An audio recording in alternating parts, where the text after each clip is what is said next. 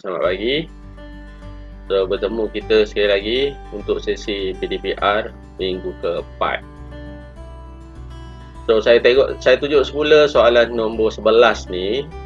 Sebab kita akan buat hari ni soalan nombor 12 dan juga 13 lah kalau empat. Okey, so kalau kita tengok pandangan atas, pandangan hadapan dan juga pandangan sisi, kita lihat pandangan hadapan ada 3 permukaan. Segitiga dan satu bentuk ni. Okey. Dan pandangan atas ada 4 permukaan, pandangan sisi ada 1, 2, 3. 3 permukaan. So ni lukisan perspektif satu titik, permukaan rata dan juga permukaan condong. Oblik tak ada lagi. Ada satu lagi permukaan oblik dan juga tersembunyi. Okey. So saya just go through saja.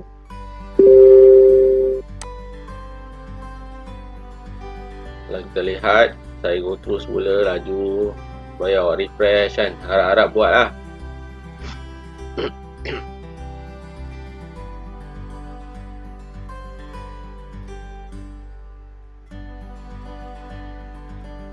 Okey. So perhatikan objek yang kita perolehi. So daripada pandangan hadapan ada satu segitiga. Ini segitiga ni, ini yang dikatakan sebagai permukaan oblik. Okey. Dan ini segitiga yang biasa, walaupun nampak macam condong tapi sebenarnya ni rata. Ini pandangan hadapan, atas, sisi. So permukaan oblik kat sini maksudnya daripada pandangan hadapan nampak segitiga, daripada pandangan sisi pun nampak segitiga. Okey, right. So saya teruskan dengan soalan nombor 12. 12 ni ada tambahan satu lagi. Tersembunyi. Okey.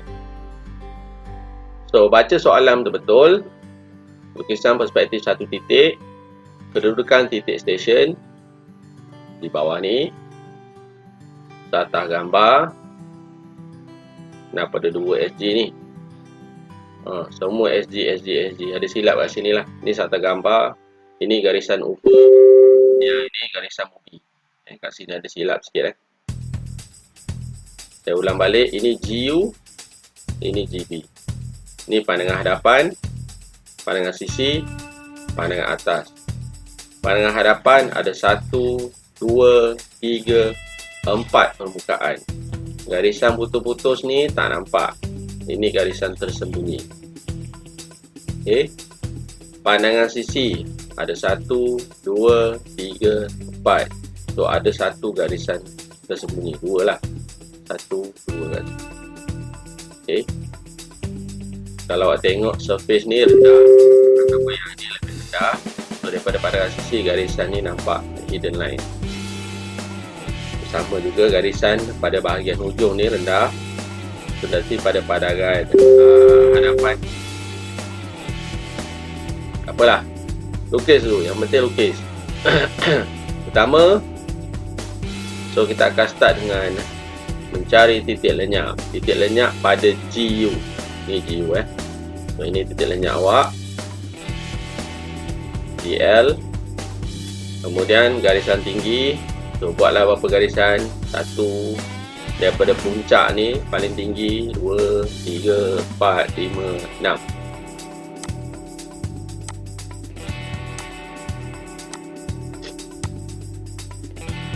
Okey. So garisan-garisan ni awak tak tahu sebenarnya. Awak boleh turun ke bawah seperti yang saya ajar sebelum ni lah. Okey, kemudian daripada pandangan hadapan ada 1, 2, 3 garisan. 1, 2, 3. Okey. So ingatkan sekali lagi, semua ni pakai 2H. Jangan hitam. Garisan benaan. Pelajar boleh bina pandangan hadapan daripada puncak turun ke bawah ni untuk dapatkan bentuk segitiga. Kotak ni dah ada. Garisan tersembunyi tak payah. Kalau nak buat lah, tak nak pun tak apa. So 1, 2, 3, 4, 5, 6, 7, 8. Yang ni tak perlu. Kenapa? Sebab butiran terlindung tidak perlu dilukis. Butiran third. Okay. So saya ajar tadi titik-titik ni nak buat unjuran dulu pun boleh. Nak buat garisan penglihatan dulu pun boleh. Tak ada masalah. Mana-mana pun boleh. Okay. So kalau ikut slide ni dia buat garisan penglihatan dulu. So kita buat tak apa. Bagi yang lupa, garisan penglihatan ni titik pada pandangan atas telah dipindahkan ke sata gambar di sini. So kalau ini titik A, ini titik A.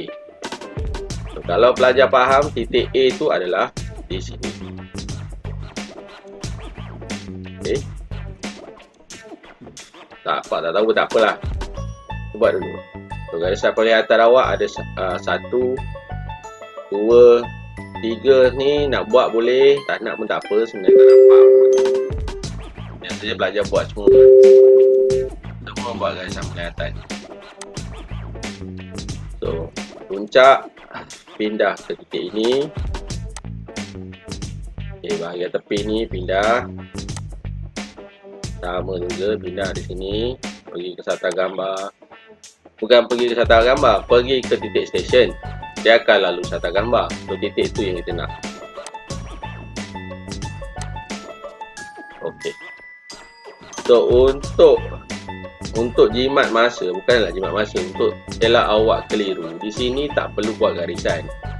Hanya perlu buat garisan daripada titik pada pandangan atas sampai SG ni. So nanti kat sini bersih lah. Ni garisan ni bersih lah. Okay. So seterusnya titik-titik yang telah dipindahkan tu, kita buat garisan standby ataupun garisan tinggi juga.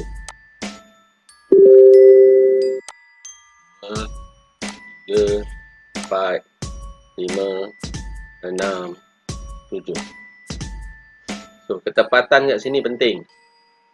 Sebab ingat, garisan melintang ataupun dia ada condong lah kan. Tapi yang penting kita tahu dia melintang dulu supaya dia tepat.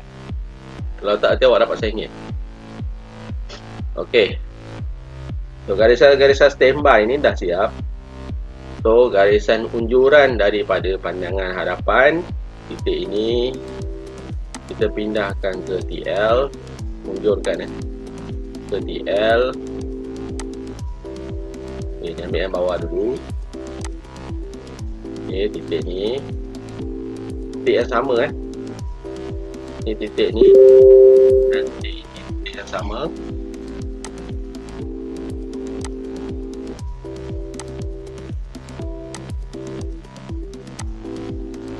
Okay.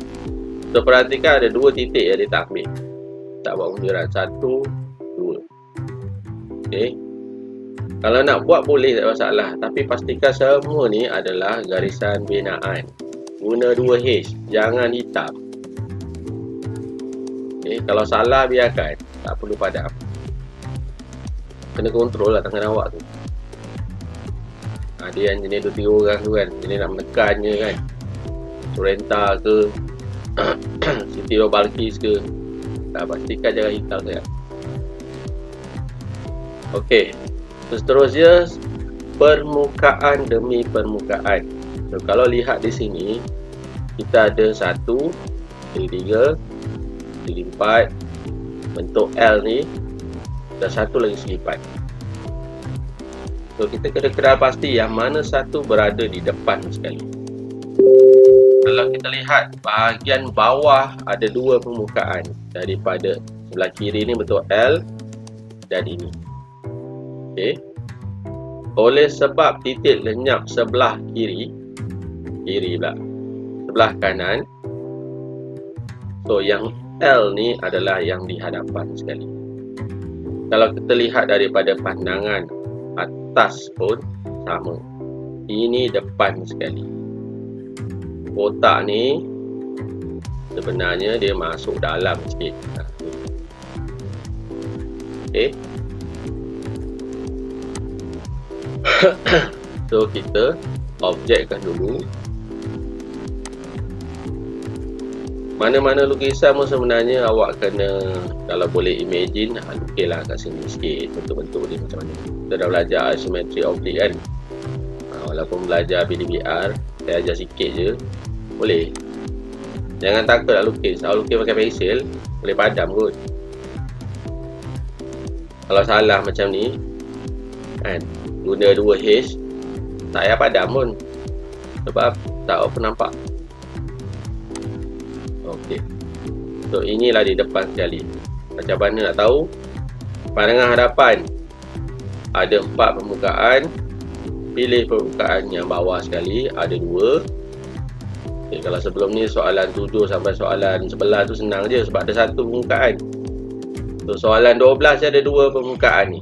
Tengok pandangan atas pula, ada 1, ada 2. So yang ini yang depan sekali. Okay.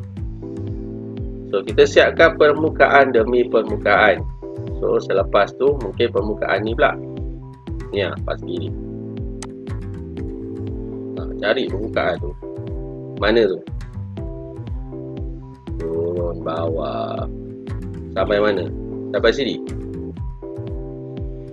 Kenapa sampai situ? Sikit je kan? Sebab yang di bawah. Yang ini yang bawah. Ada 1 lagi titik ke atas. Ni lah, titik ke atas ni. Ni yang panjang. Apa? Garis je. Kalau rasa-rasa garis je, tak apa, tak masalah. Garis je. Tapi pastikan dengan hitam dulu lah. Okay, tarik ke atas. Garisan ni berpandukan kepada kotak ni. Maksudnya kotak ni kita perlu lukis di dalam. Kotak ni nak lukis kat dalam, tak boleh lukis kat luar. Okey, ke dalam. So ini garisan. Sebenarnya garisan ni akan sampai ke titik ini kalau you buat unjuran. Tapi kita tak buat kan, sebab dia terlindung. Kalau tak boleh tak apa, buat kotak dulu. Sambung je. Ni sampai sini. Okay, sampai sini. Okay. Kalau awak lihat kenapa dia terus buat panjang, sebab garisan tu panjang sampai sini. So tak payah buat 2 kali. So dia panjangkan terus. Titik ni sampai bawah. Sebelum ni saya ada bagi tahu juga, garisan unjuran-unjuran ni kadang-kadang bukannya 1 titik saja. Maksud saya, titik pada pandangan atas ni pindah ke bawah. Okey, pindah ke sata gambar. So ni garisan tinggi, standby line ni. Kalau kita lihat ada 2 titik. Macam pensil yang saya tunjuk sebelum ni. 1 atas, 1 bawah. Okey. Sama juga titik ni. Titik ni kita unjurkan ke bawah. Kita tengok ada berapa titik. Jadi kita dapat 1 titik kat sini. Kenapa 1 titik? Ni memang 1 titik je kat sini. Okey. Awak boleh rujuk buku teks. Dah lihat bagaimana buku teks tu label. Saya tak ajar label dulu kat sini. Nanti awak pening banyak sangat nombor-nombor slash kan. Objektif utama pelajar dapat banner dulu. Okey, faham kemudian buat dulu. Sampai 10 kali buat nanti awak akan faham nanti, jangan risau. Okey, so sebenarnya di sini adalah 1 kotak yang tidak kelihatan. Sorry, yang ni 1 kotak sebenarnya. Okey. So seterusnya permukaan yang mana pula? Segitiga. Oh tidak. Kita completekan bahagian tepi dulu. Okay, bahagian tepi ni yang ini. Ya, ni depan kan ini, kotak ni. Sebab dia masuk ke dalam kan? Ni kan masuk ke dalam. Tepi ni. Sebenarnya tak semestinya ikut apa yang saya tunjuk di sini. Pelajar nak siapkan terus segitiga tu pun boleh. Ni kan, segitiga ni pun boleh. Tapi segitiga ni condong sebab dia piramid. Okey. Yang ini untuk nak mudah aja. So, surface yang ini pula. Ni. Ke dalam. So, segi 4. Complete kan? Ini pun tak nak tutup ni.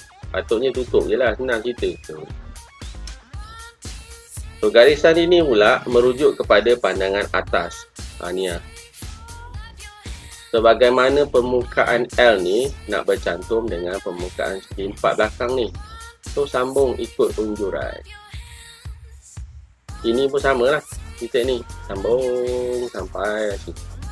Itu yang perlu tepat tu. Okey. So, ini adalah kotak yang tidak kelihatan daripada perspektif. Atas nampak, pandangan hadapan just nampak garisan saja.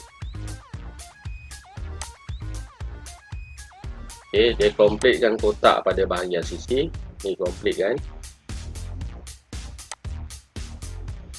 Yang ni pun dia tak completekan lagi. Okey, pada pandangan sisi pula. Ni bahagian bawah ni. Mana-mana pun boleh.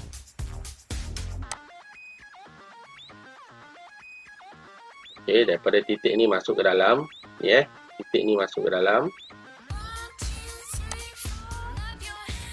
Ini yang puncak yang kita nak cari tadi. Boleh tadi. Sambung. Ini titik. Okey, bagi yang lupa saya ingatkan semula. Yang melintang ni ada dua. Sama ada dia horizontal ataupun dia condong. Tapi ini biasanya kita anggap dia rata dulu. Maksudnya horizontal lah. Ini horizontal, ini horizontal. Okey. Pada pandangan atas, garisan tegak-tegak ni, ini menuju ataupun garisan unjuran ke TL. Titik ini turun ke bawah di sini. Masuk ke dalam, lalu garisan unjuran. Lalu garisan unjuran. Titik ini pindah ke SG di bawah. So, sebab tu dapat gambar macam ni. Biasanya pelajar salah kat segitiga ni lah. Kan, pendek ke tinggi ke kan. Kita tengok. Okey, seterusnya. Ini yang memang susah sikit. Ini yang awak nampak daripada hadapan condong. Garisannya. Condong sana. Macam tu. Ni yang malas ni. Tinggal. Nah, yang ni kenapa? Tak ada garisan. Ini. Tinggal lah.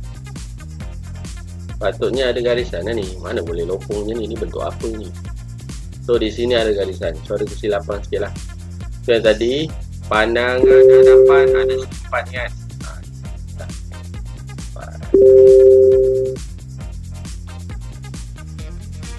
Okey, cuba lah. Cuba lagi. Saya dah bagi awak sampai soalan 13. Dalam modul tu, awak cuba dulu. So, jangan lupa beli buku kat Lazada. Tahun ni tak order buku dah. Sebab supplier minta tingkatan 5 ni beli online. Yang tingkatan 4 tu sebab tak ramai. Saya beli daripada sekolah di Semelang. Cikgu tu beli lebih kan. So, budak saya pun dia tempat ni sedih betul. Sebab ketul dia kot. Yang lain tak nak bagus. Okey. So, itu saja. Kita stop sekejap. Kalau sempat nanti saya sambung balik untuk soalan nombor 13. Okey, bye. Bye.